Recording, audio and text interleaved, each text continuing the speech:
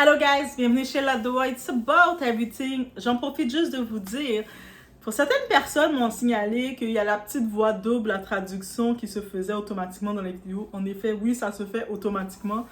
Il n'y a aucun moyen de le changer. Il y a certaines, par contre, j'ai reçu une explication d'une personne qui m'a dit que le YouTube, quand vous allez sur l'application YouTube, si vous allez dans le côté, vous allez sur YouTube anglais, vous avez configuré l'anglais.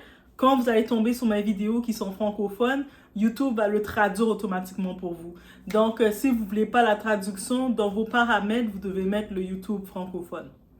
C'est ça qu'on m'a dit. À mon niveau, je n'ai pas la mesure d'annuler le autodo parce que c'est une façon que YouTube fait pour permettre aux utilisateurs. Parce que YouTube, il va nous permettre d'avoir plusieurs vues de partout. Ah oui, YouTube sont gentils comme ça. Donc, en faisant ça, qu'est-ce qu'ils font? Ben, ils permettent aux gens de...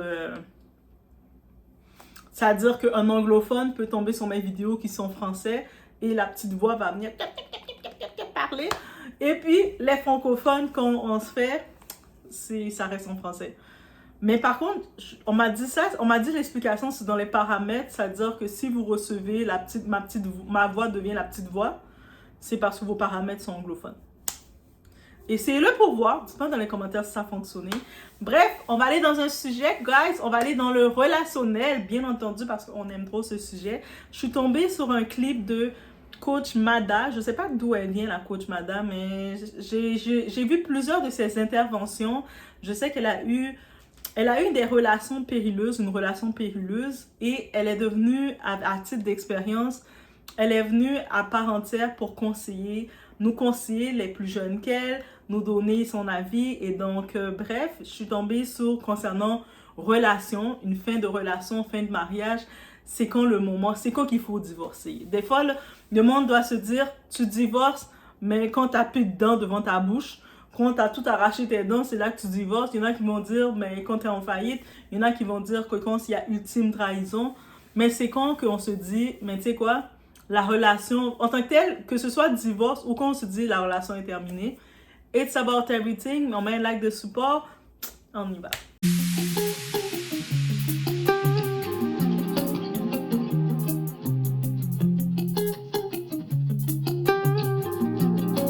Donc, déjà, guys, on va y aller. Concernant la coach, elle pas vraiment, j'aime trop l'entendre parler. C'est quelques minutes, on va écouter ensemble. Je pense que c'est moins de 5 minutes qu'on va pouvoir écouter de la coach Mada. Et la coach Mada, elle le dit vraiment, tu sais, une fin de relation, là. Même si tu t'étais marié, surtout elle parle mariage, donc tu t'es marié avec quelqu'un. Mais un mariage, c'est avec deux personnes. Et des fois, on sait, on peut se marier rapidement dans l'empressement sans vraiment connaître l'autre ou quoi que ce soit. Surtout la femme, des fois on peut y aller par la pression. Donc la famille te met un peu de pression, que ce soit ta maman, ta tata, tes cousines, un peu partout on te met de la pression. T'es une femme, tu dois te marier. Des fois même d'autres gens au extérieur vont te mettre la pression. Ils vont plus calculer mieux que toi c'est quoi qui est bon pour ta vie en te disant mais là tu dois te marier là, tic-tac, tic-tac. Comme si le tic-tac, ta vie était la même que la leur. Mais bref, et des fois, on peut rentrer dans... C'est là que dans cette pression, on va rentrer souvent avec le mauvais partenaire. Et moi, je pense que la pire chose dans sa vie qu'on peut faire, c'est de s'engager avec la mauvaise personne. Parce qu'on a toute une personne qui nous est destinée. On a toute une personne qui est appelée à être avec nous. Qui est avec nous. Est-ce que c'est trop romantique de ma part de penser ça? Peut-être un peu, oui. Et je suis animée par la planète Vénus, ok? Mais en vrai de vrai, c'est ça. Et des fois, quand on y va, on s'engage, on fait un engagement avec quelqu'un, puis finalement, on regarde, on voit, mais on n'est pas sur la même longueur d'onde avec cette personne. Tu sais, cette personne, je ne me vois pas cohabiter avec cette personne. Tu sais, il faut des fois se dire ça, et des fois, on ne prend pas le temps dans la relation de regarder ça. Et je me dis, une fin de relation, c'est le moyen de faire le résumé et pour se dire, se préparer pour la vraie relation. C'est comme un brouillon. Une relation qui n'a pas fonctionné, je le vois comme un brouillon. Et donc, ta vraie relation, tu vas pouvoir être plus prêt à envisager les choses. Tu vas dire, OK, il y avait les bons coups, il y avait les moins bons coups. Et il y avait peut-être des événements que je disais, c'est rien, c'est correct, je peux vivre avec, mais finalement, je me rends compte, non, c'est important. Et c'est comme ça que je le vois. Moi, c'est comme ça que je le vois. Donc, ça veut dire que quand il y a une fin de relation, c'est une fin de relation. Aussi simple que ça. Et ça sert à rien de forcer. On ne va pas forcer une relation, se dire, je vais rester avec toi pour le meilleur ou pour le pire. Je suis dans le combat dans mon mariage ou dans ma relation. Une relation n'est pas supposée être un combat. Moi, je vous le dis, une relation n'est pas supposée être un combat. Tu ne peux pas être avec un partenaire et vous êtes dans le combat pour communiquer. La communication, c'est un combat. Vous êtes en plein combat en train de communiquer. Tu ne peux pas être avec un partenaire, être dans le combat pour n'importe quoi. Quand tu le parles, tu es irrité. T'es pas passionné. Vous savez, des fois, on peut discuter avec quelqu'un puis on est passionné en discutant. Non. Tu es avec quelqu'un, mais tu es irrité. Que vous n'avez pas le même, que tu dois expliquer des choses parce qu'il est bloqué, qu'il ne veut pas avancer à un niveau qu'il doit avancer. Moi, je pense qu'au-delà d'être en couple, chacun a son projet, a son appel de vie. Comme individu, on doit avancer, mais en couple, on doit aussi avancer, créer quelque chose. Mais si tu es avec quelqu'un que toi, tu as plein de projets pour avancer et l'autre personne reste là. Donc, ça veut dire que toi, tu auras envie de commencer à travailler tes projets. Comme oui, j'ai beaucoup de projets qui sont bien, guys. OK? Donc, oui, il y a beaucoup de petits projets que je suis en train de faire. Au-delà d'étudier, je suis aussi en train de faire des illustrations avec des thèmes pour enfants. Surtout parce qu'il y a des sujets qu'on ne parle pas. J'en profite de mettre une parenthèse comme ça, de le dire. Mais ça veut dire que si j'arrive à plein d'idées comme ça, et puis là, tu as ton partenaire que lui reste assis, il fait rien, mais il va juste critiquer ou se plaindre parce que tu ne vas pas l'accorder le temps qu'il faut. C'est sûr que en même temps, est-ce que c'est controversal ou c'est l'opposé de dire que oui, on doit chacun être occupé, mais de temps en temps, dans la journée, on va se trouver du temps de dire « Et puis, comment est ta journée? Ah, tu sais, j'ai fait ci. » Et on doit avoir la drive. De la même façon que je me dis, je cohabite avec cette personne-là, ce partenaire. Toute la journée, on peut être occupé. À l'heure du souper, on s'assoit à table en train de manger et puis on raconte notre journée. Comprenez? Mais si tu es avec quelqu'un qui, lui, il n'a aucune drive parce que il va accuser le gouvernement, il va accuser le député, il va accuser le maire, il va accuser un peu le tout de sa situation. Mais c'est compliqué. Donc, je me dis que ça, c'est des signes de mettre fin à une relation. Donc, bref, je vous laisse écouter la coach Mada. Si vous la connaissez, laissez-moi savoir. Et honnêtement, je ne sais pas de quel pays qu'elle est, mais est-ce que ça a de l'importance? Ce qu'elle dit fait vraiment du sens. Donc, on y va, on écoute. Je peux avoir envie de divorcer, mais l'autre, il ne veut pas divorcer. C'est ce que je dis, en fait. Si on n'est pas unanime, on ne divorce pas? Non. Non. Pas que, en général, quand vous êtes unanime, c'est le plus beau divorce d'ailleurs. Oui, il n'y a pas de beau divorce, moi j'appelle ça le plus beau divorce. Oui. Mais lorsque en face, tu te rends compte que le partenaire en face de toi n'a pas été juste dans ce qu'il a fait, n'a pas été véridique, n'a pas été correct.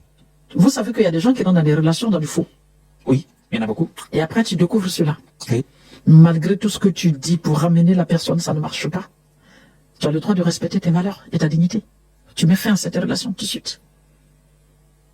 Ouais. On ne peut pas faire un mariage, c'est du faux. On ne peut pas faire un mariage dans le mensonge. On ne peut pas faire un mariage dans la souffrance. C'est clair. Ok. Et pour revenir à vous, du coup, qu'est-ce qui s'est passé? Parce que je pense que beaucoup veulent le savoir. Quoi? Qu'est-ce qui s'est passé en quoi? Pour que vous en arriviez au divorce. Votre première séparation. Ben voilà, je n'étais pas encore mature pour être une bonne épouse, c'est très bien.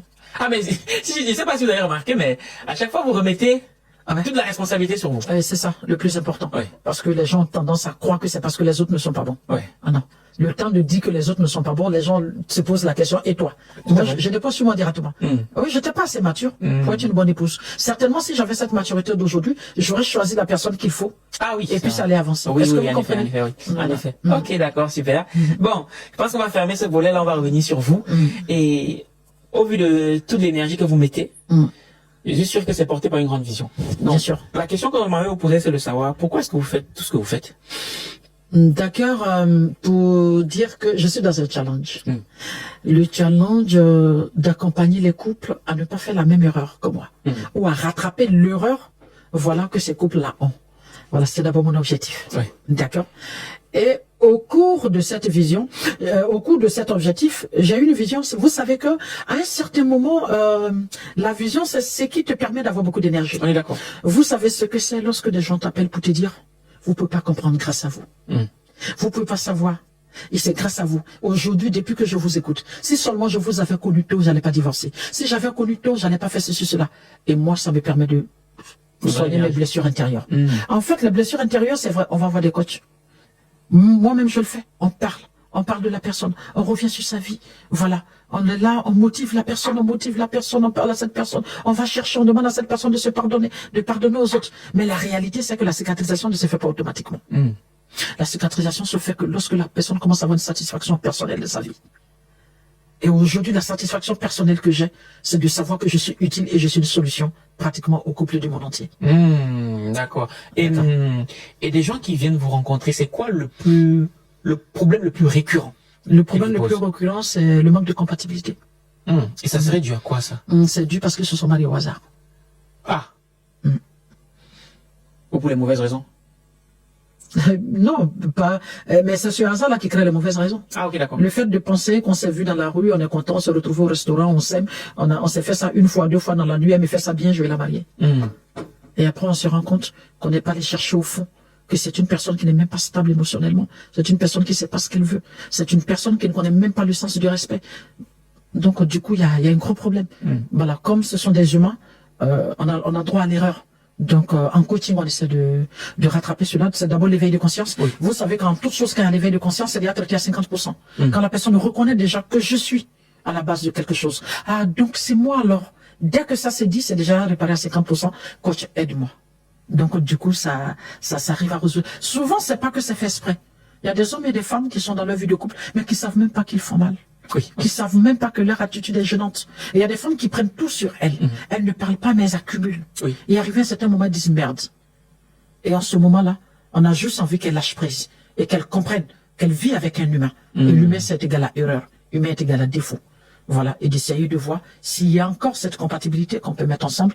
Et puis très souvent, à 70%, ça marche. Voilà. Okay. Est-ce qu'on peut mettre déjà des cœurs pour la sagesse de cette femme? Je me rappelle, j'étais tombée sur elle quand elle parlait d'une relation toxique qu'elle avait vécue. Et puis des fois, il y a beaucoup de femmes de son âge qui ont vécu des relations toxiques. Au lieu de venir pour conseiller aux femmes, allez, ça vaut pas la peine, elles vont comme méchamment conseiller aux femmes d'y aller aussi. Mais elle est vraiment, elle arrive avec un cœur pur. En plus, elle fait du coaching, des séances. Donc, tu vois qu'elle est très posée, très paisible quand elle parle. C'est un amour, ok? Et en vrai, elle a tout à fait raison. Et puis en plus, j'ai aimé quand l'animateur l'a dit, ah, mais c'est quoi qui s'est passé? Elle a dit, oui, c'est de ma faute. C'est de ma faute. Parce que oui, en effet, quand tu décides de mettre fin à une relation, l'autre personne qui est bornée, il va t'accuser. Moi, ça me rappelle deux, je le considère même pas comme un ex, je le considère comme rien du tout dans ma vie. C'était juste sur une pression sociale que j'ai donné une chance à ce type-là. Mais je le considère comme rien du tout dans ma vie. Et puis, je me rappelle quand je me suis dit, tu sais, ça sert à rien. On n'a pas de communication ensemble. On n'a pas de projet ensemble. Tu sais, moi, je suis quelqu'un d'actif de nature. Je vais toujours, même quand je vais rester là, au-delà que quand on regarde dans ma chaîne, on voit que je produis beaucoup. Mais je fais pas que ça. Je vis pas de YouTube déjà. Donc, je suis temps plein à l'école. Je suis là en train de courir partout, faire mes projets, courir un peu partout. Donc, faire du bénévolat même. Je suis quelqu'un qui aime ça.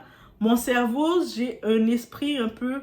Je dirais pas que je suis hyperactif, mais des fois, je pense que je suis un peu hyperactif. Parce que mon cerveau est hyperactif, lui. Il a toujours besoin de penser, réfléchir de qu'est-ce que je peux faire next. Et ça, je me suis rendu compte, c'est pour ça que je me suis dit, mais ça marche pas. Et c'est sûr qu'il me disait, ah, mais t'es immature. Toi, t'es pas mature. Toi, t'es si... Ok, d'accord. Ok, je suis d'accord. La fin de cette relation, de cette soi-disant relation qui, pour moi, qui n'est pas une relation, c'est moi. It's my fault. C'est ma faute. J'ai cédé à la pression que beaucoup de femmes cèdent de essayer une relation. Peut-être parce que des gens autour disaient, il peut être un bon gars. Il est peut-être un bon gars pour vous, il vous rend service, mais il n'est pas un bon partenaire pour moi. Aussi simple que ça. Et là, maintenant, je suis très ferme concernant le choix de celui qui doit être appelé avec mon partenaire. Très ferme sur ça. Celui qui doit être appelé avec mon partenaire, tu sais, je suis très ferme sur ça. La communication. Ce type doit avoir lui-même de la drive. Impossible qu'il arrive qu'il n'a pas de drive, qu'il arrive comme ça. Il est assis il se lève le matin, il est assis sur une chaise. Oui, j'ai le temps de regarder un petit peu les Congosa d'actualité pour faire 2-3 vidéos pour regarder quel thème que je vais parler. Mais pendant que je suis en train de regarder mes petits thèmes de Congosa, je suis en train de marcher tout pour me rendre à telle destination. Et souvent, quand je regarde comme ça mes thèmes Congosa, je les mets dans mon petit note de téléphone, je vous dis mes petites astuces, je les mets dans mes notes et je mets les sujets que je veux parler. Actuellement, il y a plein de sujets que j'ai vus, j'ai pas le temps de les faire. Mais tout ça, c'est des sujets que j'ai vus, j'ai pas le temps de les faire. Mais j'ai pas le temps de juste rester comme ça et regarder toutes les actualités sur Internet. Pendant que je suis en train de marcher, des fois je suis dans le métro, je suis entre une pause, entre des fois le temps de passer aux toilettes comme ça et puis je regarde un petit peu tout. C'est vraiment comme ça que je regarde rapidement les Congosa. Merci à ceux, les petits doigts. Merci à vous. Des fois, ils m'envoient des DM. Et tu devrais parler de ça. Voici ça. Merci, vous me simplifiez la tâche. Après, je fais juste regarder rapidement l'actualité. Et puis, ça me simplifie. Merci. Mais bref, faut qu'on soit occupé. En plus, j'avais, tu sais, c'est des petits traits qu'au début, je me disais, bof, ça peut passer. Il peut y avoir d'autres traits, mais je me dis non. Non. Et puis, tu sais, le principe, il y a certaines personnes qui ont un principe de manipulation pour essayer de créer la pression chez la femme. Ok, t'as tel âge, tu dois vite te marier. Mais t'es pas marié, t'as pas réussi ta vie. Mais toi, regarde, à tel âge, tu vis chez ta mère, tu travailles pas, tu fous rien de ta vie, tu grattes tes poches. T'es un incompétent. T'es un incompétent. Comment je pourrais même envisager d'avoir un enfant avec un incompétent? Tu sais, j'aspire, me dis, mon Dieu, tu me donnes un enfant, cet enfant-là, je lui dois trop. Je dois trop à cet enfant-là que je peux pas considérer. J'aurais trop une dette envers cet enfant-là pour envisager même de prendre un incompétent comme père à cet enfant. Parce que sinon, cet enfant va venir me voir dans ma face, il va me dire, maman, pourquoi papa est un incompétent? Moi, je vais dire quoi à mon enfant? À mon petit doigt, je vais dire, parce que j'étais sur la pression, et j'ai pris n'importe quel compétent pour te faire, et mon enfant, il va être fâché contre moi, et moi, je peux pas faire ça. Donc, oui, même si des fois, c'est sûr, le plus beau, quand une relation, c'est mutuellement, se sépare, on se dit, ok, on n'est pas sur la même longueur d'onde, on se sépare, ça fait une belle séparation, on peut être amis, ça me fait penser à le cas avec mon ex.